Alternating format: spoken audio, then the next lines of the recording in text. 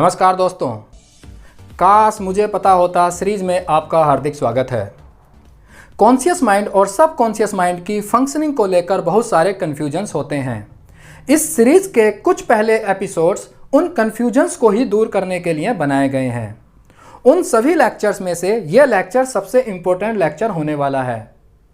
इस लेक्चर में हम समझने वाले हैं कि ब्रेन के अंदर कॉन्शियस माइंड और सब कॉन्शियस माइंड जैसा सॉफ्टवेयर किस तरीके से ऑपरेट कर रहा होता है। उसको समझने के लिए हम सबसे पहले समझते हैं कि हर एक इंसान इस दुनिया में कैसे इंफॉर्मेशन रिसीव कर रहा होता है। हर एक इंसान अपनी 5 इंद्रियों से नाक, कान, आँख, जीभ, त्वचा, इन इंद्रियों से इंफॉर्मेशन रिसीव कर रहा होता है। इनके माध्यम से देखना, सुनना, स्मेल, टेस्ट, टच, इस तरह की एक्टिविटी हो रही होती हैं। बाहर एक्सटर्नल वर्ल्ड में जितने भी इवेंट हो रहे होते हैं, थाउजेंड्स ऑफ इवेंट हो रहे होते हैं, उन इवेंट से कॉन्शियस माइंड इंफॉर्मेशन रिसीव कर रहा होता है। ये इवेंट जैसे music, movie, reading, books, people associated, family, society, teachers, schools, relatives, media, social media, advertisement, etcetera etcetera.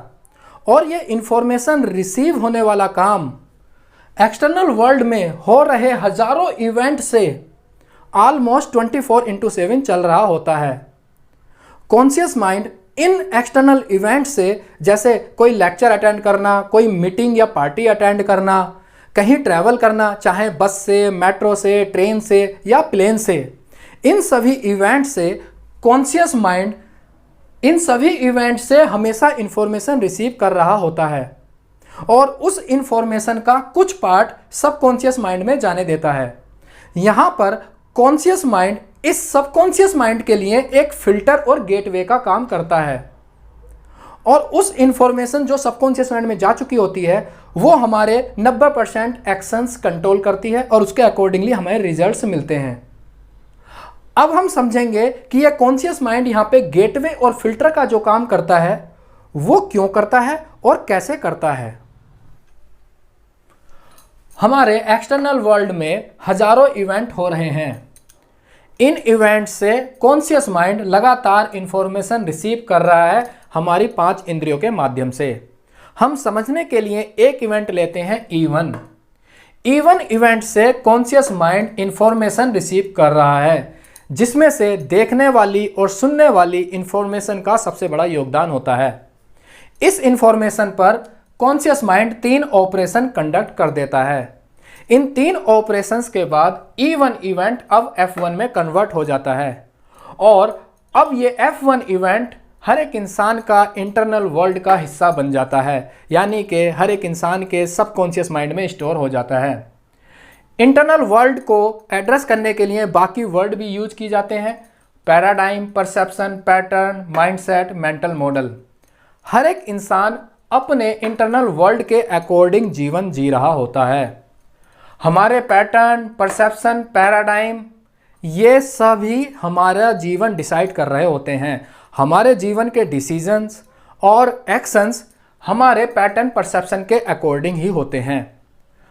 External world में जो इवेंट हो रहे होते हैं वो हर एक इंसान के लिए सेम है, लेकिन उस एक इवेंट की इमेज या जो इंटरनल वर्ल्ड में जो इवेंट कन्वर्ट होता है वो हर एक इंसान के लिए अलग अलग होता है।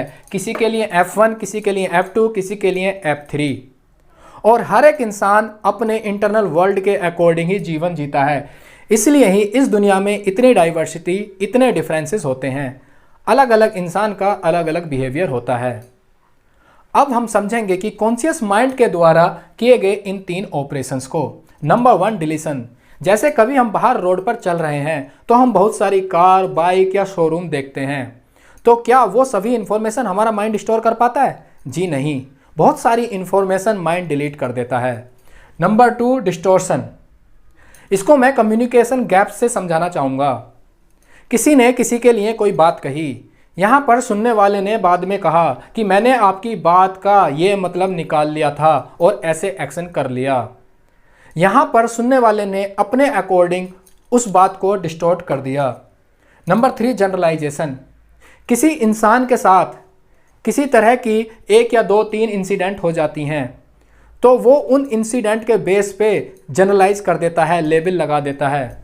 एग्जाम्पल के लिए किसी का नए शहर में उसके साथ छोटी मोटी चोरी की इंसिडेंट हो जाती हैं एक दो, तो वो लेबल लगा देगा, यार इस तरह के लोग यहाँ पे चोर ही बसते हैं, इस शहर के लोग ऐसे ही होते हैं, या फिर इस तरह की बातें, उस कम्युनिटी के लोग तो ऐसे ही होते हैं, उस देश के लोग ऐसे होते हैं, उस एरिया के लोग ऐसे ही होते हैं। लेकिन रियलिटी में हर जगह, हर कम्युनिटी में, हर शहर में हर तरीके के लोग रहते हैं।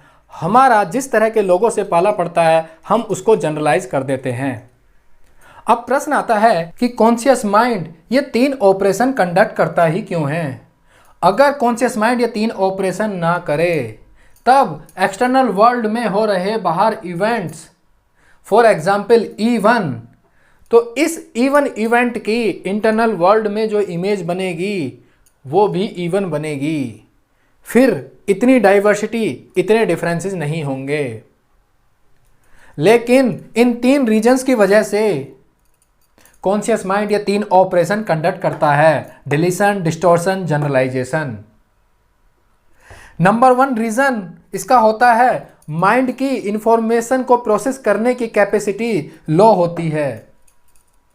हमारी इंद्रियां एक्सटर्नल वर्ल्ड से, इस एक्सटर्नल वर्ल्ड में हो रहे इवेंट से जो इंफॉर्मेशन रिसीव कर रही होती हैं वो लगभग 400 बिलियन बिट्स पर सेकंड होती है। इतनी वास्ट इंफॉर्मेशन हमारी इंद्रियां रिसीव कर रही होती हैं। लेकिन माइंड की कैपेसिटी केवल 2000 बिट्स पर सेकंड ही होती है। इसलिए माइंड बाकी की इंफॉर्मेशन को डिलीट कर देता है। Number 2, familiarity. Mind loves familiarity.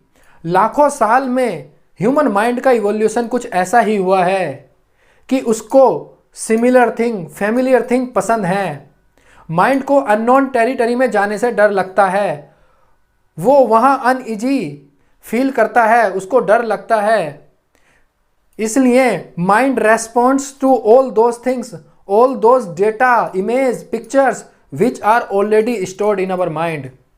इसलिए जब हम बाहर रोड पर चल रहे होते हैं तो हम अधिकतर उन्हीं चीज़ों को नोटिस करते हैं जिनके बारे में हमें पहले से ही नॉलेज होती है। Number 3, simplicity. Mind loves simplicity. Mind complex चीज़ों को समझने के लिए उनको सिंपल में कन्वर्ट कर देता है। इन तीन टारगेट को मीट करने के लिए माइंड ये तीन ऑपरेशन कंडक्ट करता है। अब प्रश्न आता है कि इन तीन ऑपरेशंस की कैपेसिटी या इंटेंसिटी क्या अलग अलग इंसान के लिए अलग अलग होती है? जी हाँ, इन तीन ऑपरेशंस की कैपेसिटी या इंटेंसिटी हर एक इंसान की इस दुनिया में अलग अलग होती है। ये क्यों होता है? ये इसलिए होता है कॉन्शियस माइंड इन तीन ऑपरेशंस के लिए एक बेस का यूज कर रहा होता है। ये तीन ऑपरेशंस एक आधार पर हो रहे होते हैं और उस आधार में ये सब चीजें आती हैं, जैसे बिलीफ सिस्टम और वैल्यूज। कौन सा इवेंट किसी इंसान के लिए कितना इंपॉर्टेंट रखता है ये उसके बिलीफ सिस्टम और वैल्यूज पर डिपेंड करता है। ये उसकी अपब्रिंगिंग, फैमिली, सोसाइटी, कम्युनिटी पर डिपेंड करते हैं। Past knowledge, memories. ये समझाने के लिए मैं एग्जाम्पल लेता हूं कि अभी क्लास में इकोनॉमी का नया सब्जेक्ट स्टार्ट हुआ है। उसमें कुछ स्टूडेंट हैं जिनको इकोनॉमी के बेसिक जार्गन जैसे GDP, inflation, RBI monetary policy, इन सब की बेसिक नॉलेज है। वहीं कुछ स्टूडेंट हैं जिनको ये बेसिक नॉलेज नहीं है। सेम लेक्चर, सेम प्रोफेसर, अलग अलग स्टूडेंट अलग अलग तरीके से कॉम्प्रीहेंड करेंगे। Intention, will power. इसको समझाने के लिए मैं एग्जाम्पल लेता हूं कि क्लास में हिस्ट्री का लेक्चर चल रहा है। उसमें से कुछ स्टूडेंट ऐसे हैं जो ये इच्छा रखते हैं कि हिस्ट्री पढ़ के क्या फ़ायदा, अभी तो कोडिंग का टाइम चल रहा है, चलो कोडिंग सीखते हैं। तो उन सभी स्टूडेंट का माइंड हिस्ट्री के रिगार्डिंग इंफॉर्मेशन को अधिक डिलीट करेगा। फैमिलियरिटी, इसके बारे में हम पहले ही समझ चुके हैं। Physiological state, emotional state. हर एक इंसान किसी पर्टिकुलर पॉइंट पर उसकी मेंटल हेल्थ और फिजिकल हेल्थ कैसी है। अगर वो किसी दिन अच्छा फील कर रहा है तो उस दिन वो अच्छी तरीके से इंफॉर्मेशन रिसीव करेगा और कॉम्प्रीहेंड करेगा। जैसा कि इन सभी पॉइंट को कंपाइल करके आप देख सकते हैं कि कभी भी किसी भी इंसान के ये सभी पॉइंट सेम नहीं हो सकते। जो एक बेस का काम कर रहे होते हैं कॉन्शियस माइंड के लिए उन 3 ऑपरेशंस को करने के लिए, जब ये बेस ही सेम नहीं है, जिस बेस पर वो 3 ऑपरेशंस कंडक्ट हो रहे होते हैं, इसलिए ही वो एक्सटर्नल वर्ल्ड में जो इवेंट सभी के लिए सेम होते हैं, लेकिन इंटरनल वर्ल्ड में हर एक इंसान के लिए अलग अलग फॉर्म में कन्वर्ट होते हैं। किसी इंसान का जो आज इंटरनल वर्ल्ड बन रहा होता है, आज जो पैटर्न परसेप्शन पैराडाइम जो बन रहा होता है, ये उस इंसान के आगे के फ्यूचर के लिए, आगे के जीवन के लिए नए बेस का काम करेगा। इसको और अच्छे से हम नेक्स्ट लेक्चर में समझेंगे। आपको ये टॉपिक कैसा लगा और आप भी अपनी राय इस टॉपिक पर कमेंट सेक्शन में ज़रूर लिखें। वीडियो को लाइक करें, शेयर करें और चैनल से जुड़े रहने के लिए आपका बहुत बहुत धन्यवाद।